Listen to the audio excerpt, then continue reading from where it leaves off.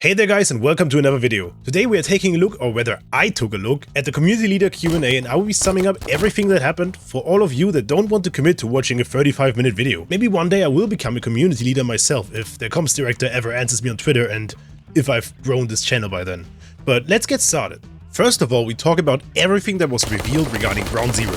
The hosts explained that it will play a major role in the lore of the game and is the main reason that PMCs and the UN troops are in the area. Sometime later updates, the Ground Zero area will be unlocked for kind of world events. Sadly, that's all the info they shared on this. Let's move on to wipes and character progression. In the future, we will receive a skill system, although nothing in particular has been revealed yet. Wipes will also be a part of the game, and the hosts made it seem like they will happen with major updates, but apparently internally they have not yet decided on all the particulars yet. Speaking of major updates, according to the hosts, the ongoing optimization and bug fix effort is not slowing down the release of Update 1 later this year. They were not ready to share a date yet, but according to them, they aim to have a major update every 6 months, so we can expect Update 1 end of October or sometime in November. They are also preparing to release a roadmap for the development of the game, which is in the final stages, so it will hopefully soon be posted. But they've already shared that Update 1 will feature a new day and night cycle, although new weather effects will be delayed for another update, contrary to what most people believed. More diversity in biomes was teased, but is apparently also tied to the weather system, so an ETA is unknown.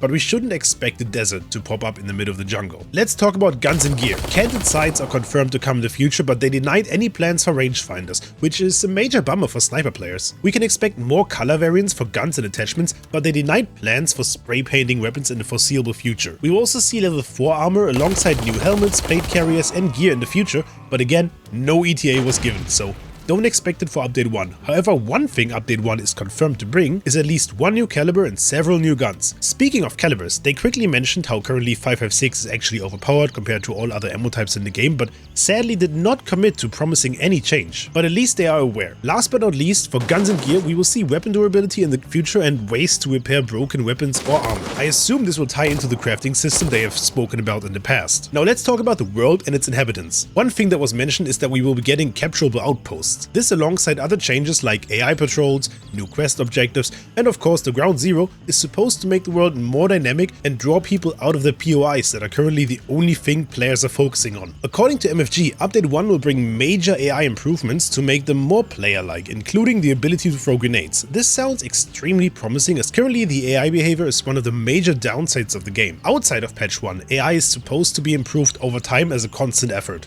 Finally, let's talk about quality of life changes or things that don't fit a specific category. MFG does not seem convinced that the loud helicopters are an issue, but they're taking the feedback seriously and we can supposedly expect some updates to hearing protection in the future. They're also monitoring the issue of keys constantly blocking the player's progression, and some of them seeming unobtainable, and have committed to working on this but denied the possibility of vendors selling keys. Coming back to the helicopters, this is also something that I mentioned in the prior video, alternate modes of transportation. We did not get any info regarding this sadly, but they have said they want to make the world more dynamic and rewarding for exploration on foot. I wonder how they want to cut down the waiting times for helicopters with this, but for now I'll let them cook. Regarding PvP, we won't be getting dog tags, and the devs are very hesitant to introduce PvP focused quests, but they're working on systems to naturally boost the occurrence of PvP. This includes Ground Zero and the capturable outposts I mentioned earlier. PvP quests are not denied entirely though. For more teamwork, we will receive a chat window with our faction, squad chat waypoints, and the possibility to draw on the map for our squad to see. But despite it being asked, they ignored the question about squad chat progress, especially for quests like killing the leader in a POI. This is a huge bummer in my opinion. On another note, prior to release they tested a feature to drag down allies so you can bring them to cover before medically treating them. It is not finished yet, but I'm sure we can expect it to come soon. They are not planning to give us an option to save certain gun builds so we can,